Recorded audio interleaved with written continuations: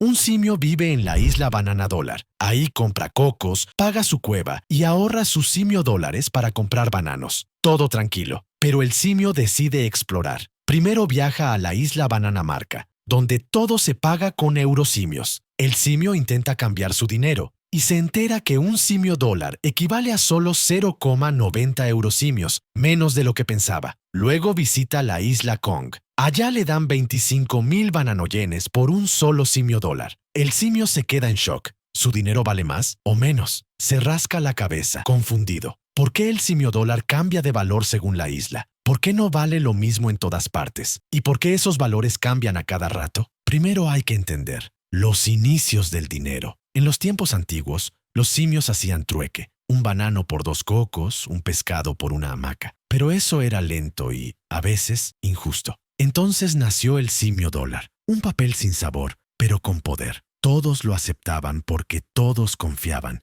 Al principio, ese papel estaba respaldado por oro. Por cada billete impreso, había oro guardado en la cueva del simio gobierno. Así se evitaba imprimir sin control. Pero llegó un punto donde ya no alcanzaba el oro. Los simios querían más comercio, más billetes y más bananos. Así que soltaron el oro y crearon un nuevo tipo de sistema: dinero fiduciario. Hoy el simio dólar vale porque los simios creen que vale. Eso es todo. No tiene oro detrás, solo confianza. Mientras todos lo acepten, funciona. Si dejan de confiar, el papel no vale ni para envolver bananos. Como el dinero fiduciario no tiene valor físico como el oro, su valor depende de si los simios todavía lo quieren o no. De manera que el valor de una moneda se basa en una regla simple: oferta y demanda. Si muchos simios quieren simiodólares, su valor sube. Si nadie los quiere, baja. Una moneda querida equivale a moneda fuerte. Una moneda ignorada equivale a papel sin valor.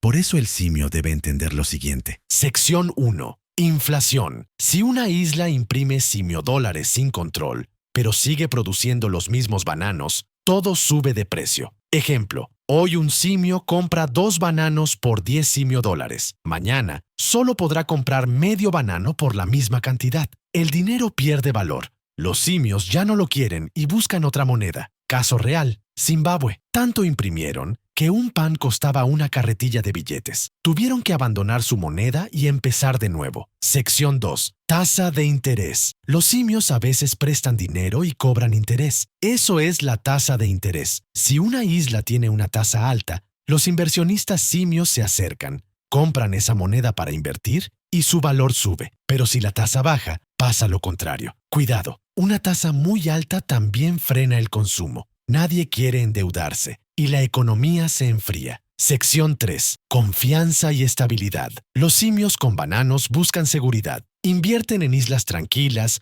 con reglas claras y sin sorpresas. Si una isla cambia sus leyes cada semana, nadie confía y su moneda cae. Pero si todo es predecible, la moneda se vuelve atractiva y su valor sube. Sección 4. Exportación o importación. Las islas comercian entre sí, se venden cocos, se compran herramientas y se intercambian servicios. Pero para comprar en otra isla hay que usar la moneda de esa isla. Eso cambia todo. Ejemplo, la isla Kong vende bananos metálicos. Todos los simios del mundo los quieren. ¿Y cómo los pagan? Con bananoyenes. Entonces, todos salen a comprar esa moneda. El valor sube y la moneda se hace fuerte. Ahora, si la isla Kong necesita carbón de otra isla, tiene que usar la moneda extranjera para pagarlo. Debe entregar bananoyenes y conseguir, por ejemplo, simiodólares australianos. Si importa más de lo que exporta, gasta más moneda de la que recibe y su moneda pierde fuerza. Por eso los simios economistas dicen: exportar es atraer dinero, importar es soltarlos. La mayoría de islas quiere vender más de lo que compra, porque eso fortalece su moneda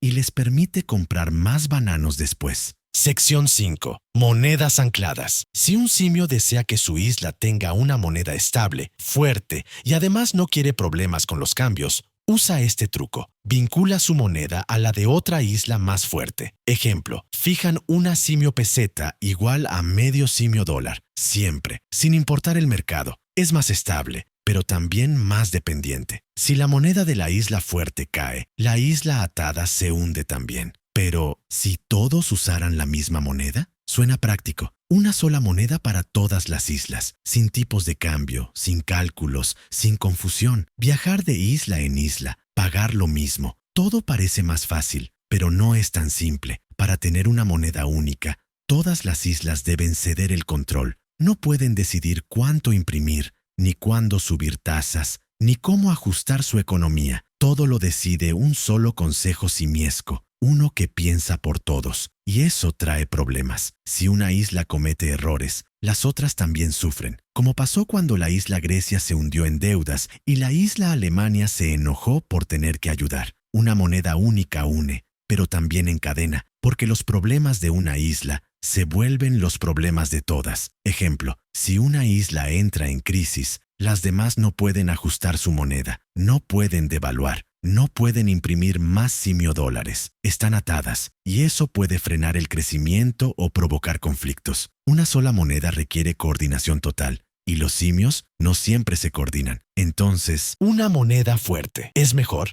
No siempre. Depende de lo que hace cada isla. Si una isla compra mucho del exterior, le conviene una moneda fuerte. Así consigue más cocos, herramientas y cosas, usando menos simiodólares. Ejemplo, la isla Bananamarca importa de todo. Quiere un eurosimio poderoso para que sus compras salgan baratas. Pero si una isla vende mucho al exterior, una moneda fuerte puede ser un problema, porque sus productos se vuelven más caros para los demás y nadie los quiere. Entonces, esa isla puede preferir una moneda débil. Así sus cocos, plátanos y hamacas son más baratos afuera y todos compran más. Eso se llama devaluar la moneda. Algunos acusan a la isla Kong de hacer eso, de mantener su moneda débil a propósito para exportar más y ganar más simiodólares del exterior. Una jugada estratégica, pero polémica. Conclusión. El valor de una moneda depende de muchas cosas: inflación, intereses,